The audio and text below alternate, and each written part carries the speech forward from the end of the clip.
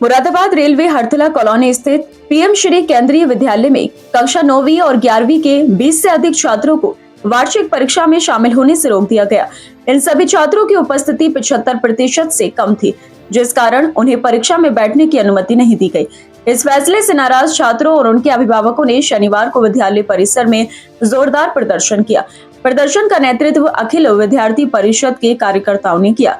विद्यालय प्रशासन के इस फैसले के खिलाफ छात्रों और अभिभावकों ने नाराजगी जाहिर की। प्रदर्शन कर रहे छात्रों का कहना था कि वे विभिन्न कारणों से स्कूल नहीं आ सके, लेकिन परीक्षा देने से उन्हें रोका जाना अनुचित है। उन्होंने विद्यालय प्रशासन से अपील की कि उन्हें परीक्षा में शामिल होने का अवसर दिया जाए। मैं 11th क्लास में हूँ और केंद्रीय विद्यालय मुरादाबाद स्कूल में पढ़ती हूँ। क्या प्रॉब्लम है आपकी? मेरे यहाँ पे शॉर्ट अटेंडेंस के लिए मेडिकल सबमिट होने थे, तो जब मैं लेके आई मेरे को 2 दिन लेट हो गया था क्योंकि तब मेरी तबीयत ख़राब थी। पर फिर उस टाइम पे उन्होंने मना कर दिया मेडिकल्स लेने से। कितने दिन की आपकी अटेंडेंस नहीं है? मेरी 60% अटेंडेंस है।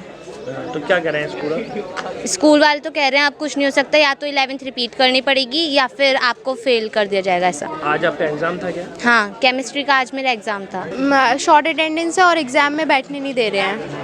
तो क्या हुआ था? आप कुछ बीमार थे क्या? हाँ सर, टीवी की गांठ हो गई थी पेट में, फिर पेट में इन्फेक्शन हो गया, दैट्स वाई मैं आ नहीं पाई थी। फिर मेरी अटेंडेंस शॉर्ट हो गई थी। फिर भी मैंने मेडिकल अपना सबमिट किया है, प्रॉपर डॉक्यूमेंट्स। विदाउट मेडिकल मेरी 49% है, फिर भी मेरे को बैठने नहीं दे रहे हैं। ऐसे कितने स्टूडेंट हैं आपके इधर? अभी तो 20 हैं, बट मेरे को तो बैठने ही नहीं दे रहे हैं मेरी क्लास से एग्ज़ाम में। और आगरा जाके बात करो, हम लोग आगरा भी जाके बात करके आए हैं, तो वहाँ उन्होंने डायरेक्टली बोला है कि प्रिंसिपल मैम बात करेंगी, ऐसे डायरेक्टली बात नहीं कर सकते हम। तो मतलब प्रिंसिपल के थ्रू बात करनी है? हाँ, प्रिंसिपल मैम करेंगी, लेकिन वो खुद छुट्टी पे रहती हैं, वो खुद बात नहीं कर रही हैं। और वो ये बोल रही हैं कि छोटी छोटी बातों पे आप लोग आगरा जा रहे हो। हमारा पूरा एक साल बर्बाद होगा, उनके लिए छोटी बात होगी, बट हमारे तो पूरा एक साल बर्बाद हो रहा है ना। ये स्कूल वाले ये बोल रहे थे कि आप पेपर में नहीं बैठेंगे जब तक मेडिकल नहीं दे पाओगे। फिर हमने मेडिकल दिया, फिर इन्होंने तब फिर भी मैसेज कर दिया रात में कि आप पेपर में नहीं बैठोगे। आज आपका पहला पेपर था क्या? जी। कौन से क्लास में? 9th भी। विद्यालय के उपप्रधानाचार्य प्रवीण कुमार ने इस पूरे मामले पर प्रतिक्रिया देते हुए बताया कि कक्षा 9वीं और 11वीं के छात्रों की कम उपस्थिति को लेकर रीजनल ऑफिस आगरा से पत्र प्राप्त हुआ था। इस पत्र में स्पष्ट निर्देश थे कि 75% से कम उपस्थिति वाले छात्रों को परीक्षा में शामिल होने की अनुमति न दी जाए। इसी निर्देश के आधार पर इन छात्रों को परीक्षा से वंचित किया गया है। एक्चुअल में बच्चों का अटेंडेंस जो एक मानक प्रतिशत से कम था सर, तो उसके तहत जो समयबद्ध जो महीने वाइज बच्चों के पेरेंट्स को और बच्चों को जो लिखित में नोटिस दिए जाने होते हैं, वो नोटिस दिए गए, सभी बच्चों को नोटिस दिए गए। और उसके बाद जब कुछ बच्चों ने अपने विद्यालय में अनुपस्थिति का कारण मेडिकल कंडीशन बताया, तो उनसे फिर कहा गया भाई आप अपने चिकित्सा प्रमाण पत्र वगैरह सबमिट कर दीजिए। तो वो जो भी इन्होंने यहाँ पर विद्यालय में सबमिट किया चिकित्सा प्रमाण पत्र, या जो इनके अटेंडेंस, जैसे कुछ बच्चे क्या होता है जी कि विद्यालय में एडमिशन तो ले लेते हैं लेकिन वो नियमित रूप से विद्यालय में उपस्थित नहीं होते, जबकि मानकों के अनुसार कम से कम 75% की अनिवार्यता अटेंडेंस की होती है। तो इस बाबत समयबद्ध तरीके से पेरेंट्स को, बच्चों को सूचित करते रहे हम।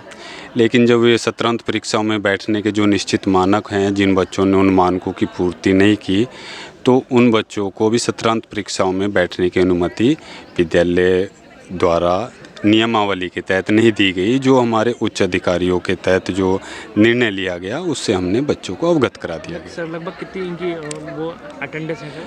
हाँ, मतलब कोई बच्चों की अटेंडेंस, काफ़ी बच्चे ऐसे हैं कि उनकी अटेंडेंस चाहे 45% के आसपास या 35 से भी, कुछ एक तो ऐसे हैं जिनकी अटेंडेंस 35-37% तक भी है। अभी इनकी समस्या का निस्तारण कहाँ से होना है सर? सर इनके लिए तो जो हमारे जो उपायुक्त महोदय हैं केंद्रीय विद्यालय संगठन, मतलब वो भी एक नियमावली के तहत, सभी एक जो निश्चित नियमावली है उसी के अनुरूप सब कार्य करते हैं सर। मतलब जो कुछ फैसला होना है वहाँ से होना है सर?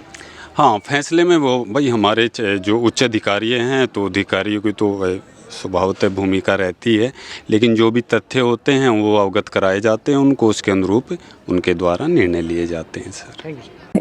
छात्रों ने विद्यालय प्रशासन से ये फैसला वापस लेने और परीक्षा में बैठने की अनुमति देने की मांग की।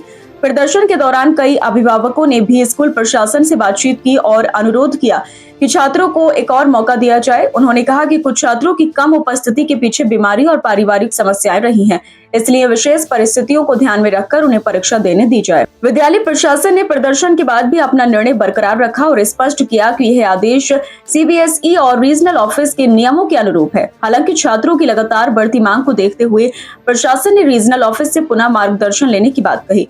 इस मामले को लेकर अखिल विद्यार्थी परिषद ने भी विद्यालय प्रशासन और शिक्षा विभाग से अपील की कि विद्यार्थियों के भविष्य को ध्यान में रखते हुए उन्हें परीक्षा में बैठने की अनुमति दी जाए।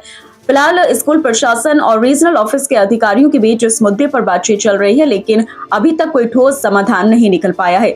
छात्रों और उनके अभिभावकों को उम्मीद है कि जल्द ही कोई सकारात्मक निर्णय लिया जाएगा। ये केंद्रीय विद्यालय का मामला है। ऐसा था, कुछ छात्र बीमार थे जिसके कारण वो स्कूल नहीं आ पाए, लेकिन उन्होंने अपना समय से मेडिकल जमा कर दिया था।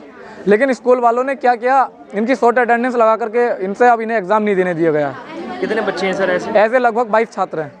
छात्र आप आए हैं, क्या आपको आश्वासन मिला है कुछ? अभी हमें कोई आश्वासन नहीं मिला। अभी यहाँ करके पता चला कि प्रिंसिपल मैम छुट्टी पर हैं। इन बच्चों की सुनवाई करने वाला कोई नहीं है। अभी तक वाइस प्रिंसिपल से बात करी, वो क्या कह रहे हैं? वाइस प्रिंसिपल सर कह रहे हैं कि हमारे हाथ में कुछ नहीं है।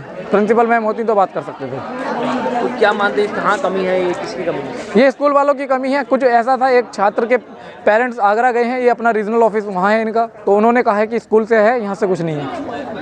अब आप क्या चाहते हैं? क्या हम लोग चाहते हैं कि इन बच्चों के इनके एग्ज़ाम दिलाए जाएं, इनका भविष्य के साथ कोई खिलवाड़ ना किया जाए।